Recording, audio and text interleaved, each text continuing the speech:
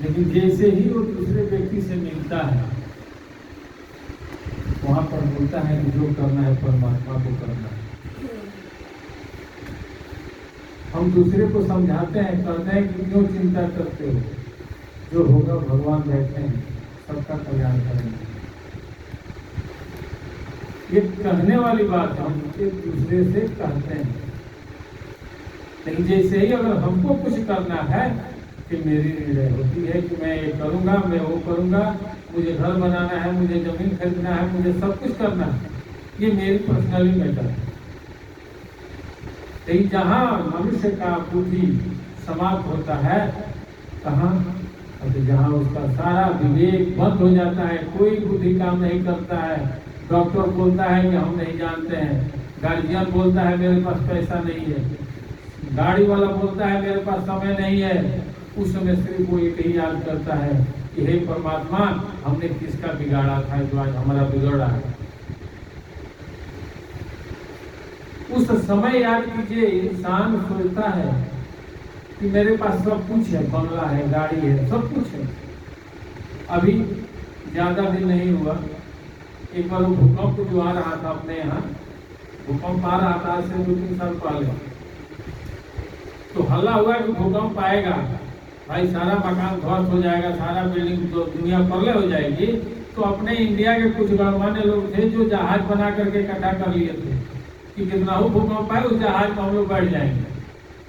प्राकृतिक बोली कि बहुत अच्छा सोच है, आपने जहाज बना लिया कि अगर भूकंप आएगा तो जहाज में जा करके हम अपना निकल जाएंगे, ऊपर चंद्रमा पर चले जाएंगे या आसमान में उड़ते रहेंगे, नीचे धरती पूरा डोल जाए, कुछ फर्क नहीं पड़ेगा। प्राकृतिक ने बोली, करे मेरे लाल, अगर तू भूकंप के लिए अपनी सुरक्षा का व्यवस्था कर सकता है कि कोरोना का व्यवस्था करके दिखा दो।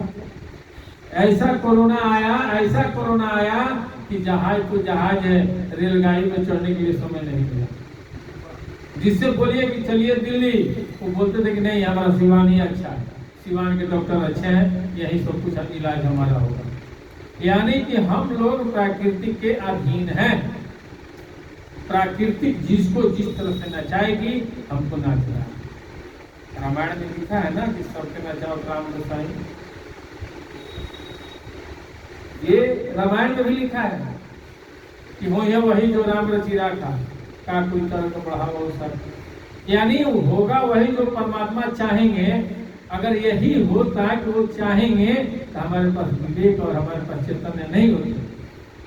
हमको अपने चैतन्य से सोचना है कि वो क्या चाह रहे हैं, वो हमसे क्या कराना चाहते हैं। उनका अंश हमारे हृदय में है, जीव रूपी अंश।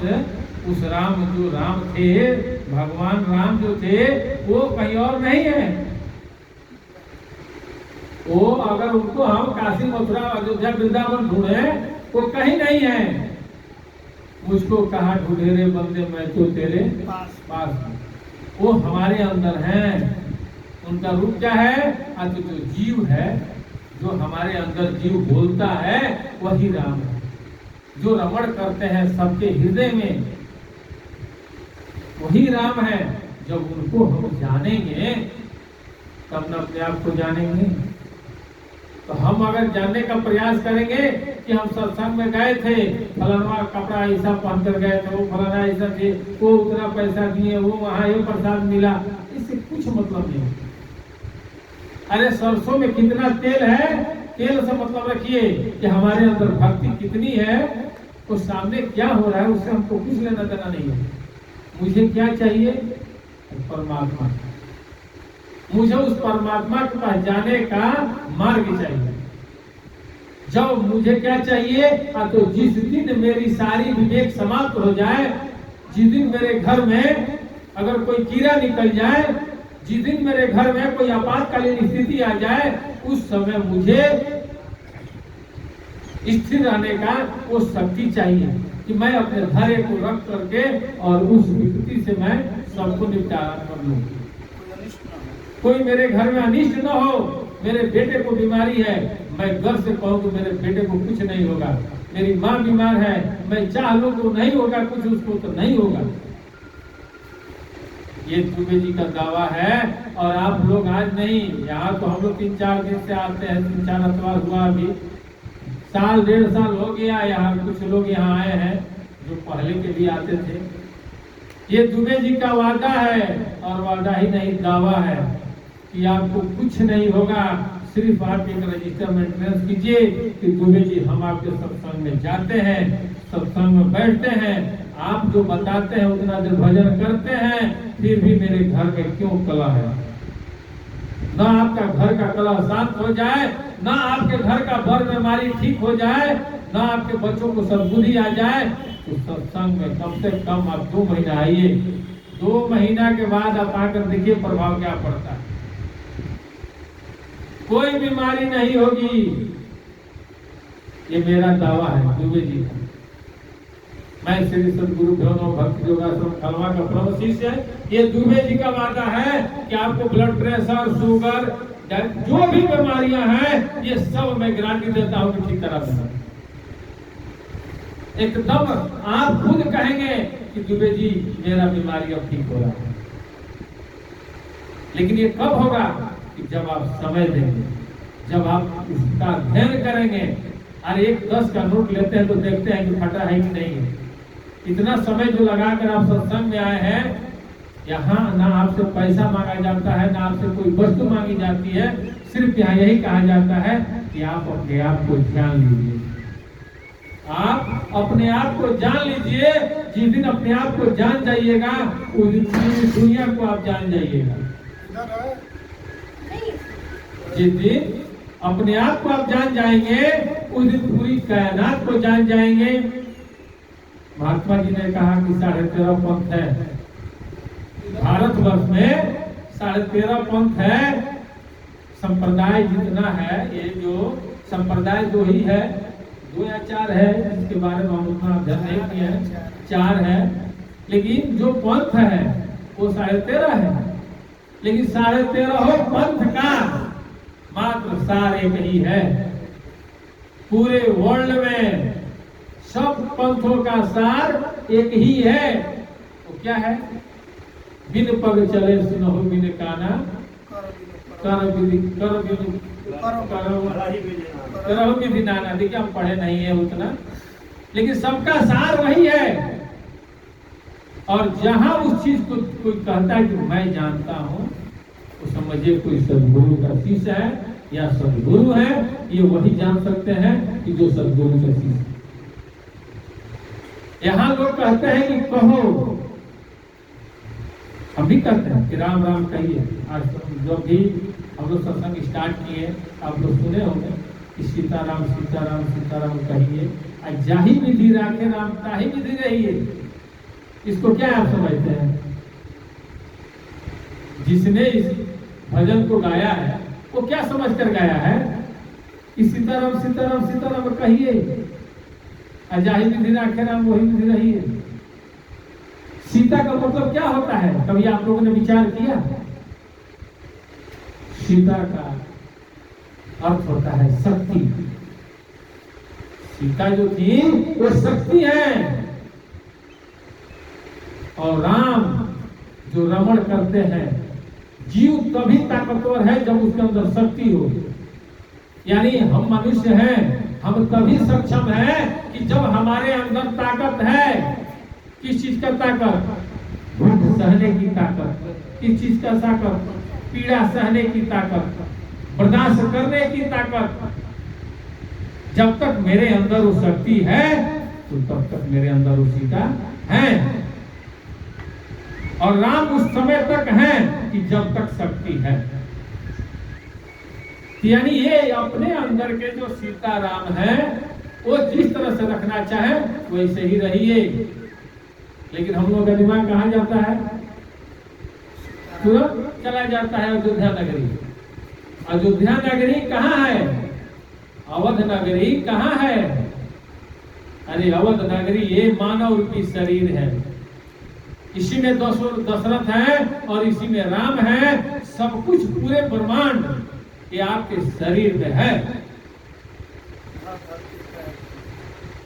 लिखा है ना कि धर धरती का एक लेखा, 10 बाहर 10 भीतर देखा। मैं गलत नहीं कह रहा हूँ, ऐसा नहीं है कि कोई इसको सोचे कि नहीं वो दुबे जी बोल रहा है, ऐसा नहीं है। आप कहीं चलिए, मैं अयोध्या में रहा हूँ, हम लोग का नियम था कि अयोध्या साकेत इंटर कॉलेज है बस डिपो के बगल में, देवकली में, फैजाबाद में। जब हम लोग अयोध्या से जाते थे रिक्शा पकड़ के फैजाबाद, हम रहे अयोध्या में 10 साल तक रहे हैं। बनारस नगरी में वही विश्वनाथ मंदिर के पास हम लोग रहे हैं। हम लोग जानते हैं, भक्ति कहते हैं ना कि लखनऊ की शाम और बनारस की सुबह, ये सबसे हसीन होता है, लखनऊ की शाम और बनारस की सुबह। जो भी अयोध्या, बनारस, मथुरा, ये क्या है? ये आपको एक केंद्र है जहां आप जाएंगे तो उस परमात्मा के सानिध्य जाने का एक मार्ग है। अगर आप अयोध्या नहीं जाते हैं, आप काशी नहीं जाते हैं, आप किसी गुरु का स्थान पर नहीं जाते हैं, आप मंदिर में नहीं जाते हैं, तो आप कहीं नहीं जाएंगे। आपका जीवन नरक से बदतर है।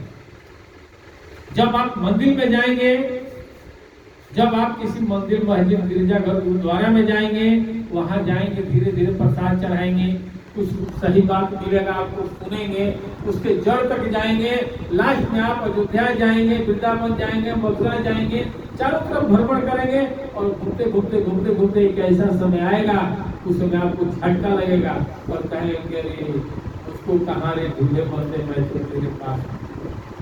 तो जो स्वयं को जाना वो पूरे ब्रह्मांड को जाना। ज्यादा क्या बोलूं, आप लोग समझदार हैं। एक बात याद रखिए कि सत्संग में आने से आपका दुख, जितना कष्ट है, ये सब दूर हो जाए। दूसरा कोई विकल्प नहीं है। आज देखिए 52 साल हमारा चलने जा रहा है, 52 स्टार्ट हो जाएगा। आज तक हमको कुछ नहीं हुआ। महाराज जी कहते थे कि हो ये भगवान के जान जाई, उसको कुछ होगा? जो माँ बाप के पास रहेगा बच्चा, उसको कभी कुछ हो सकता है? होगा? बोलिए नहीं। होगा तभी कि जब माँ बाप उसको छोड़कर कहीं और जाएंगे, या वो माँ बाप को छोड़कर कहीं और जा रहा है। जब तक माँ बाप के सानिध्य आप हैं, आप सुरक्षित हैं। और माँ बाप जब तक परमात्मा के सानिध्य है, तब तक वो सुरक्षित है। तो सब एक दूसरे के प्रति, एक दूसरे के पूरक है। अरे पुत्र है तो पिता है, पिता है तो पुत्र है। ये देखना है कि हमको क्या करना है। पिछले अखबार को आप लोग सुने होंगे, एक चीज मिला था कि घर में जो भी बनता है उसको प्रसाद के रूप में चढ़ाना, अपने देवी देवता को चढ़ा करके ही प्रसाद पाए। आज इस सत्संग में एक चीज याद रखिएगा कि आज से आप लोग एक कलम ले लीजिए, कापी घर पर लिख दीजिए कि हम लोग सत्संग में जाते हैं। 8 बजे से 9 बजे तक सत्संग होता है और आप लोग लिखिए कि हम लोग जाते हैं। और आज से आप लोगों का एंट्री चालू, और 2 महीना करके देखिए आपका परिवर्तन होता है कि नहीं। एकदम होगा ही होगा, होगा, वो बस नहीं है। स्वामी जी भी दिखे हैं ना।